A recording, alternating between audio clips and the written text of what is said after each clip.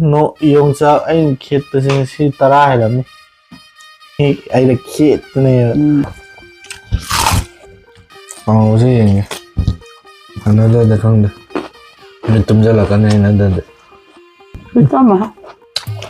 lam mo Ang salwa mo siya. Murong alam to siya. sa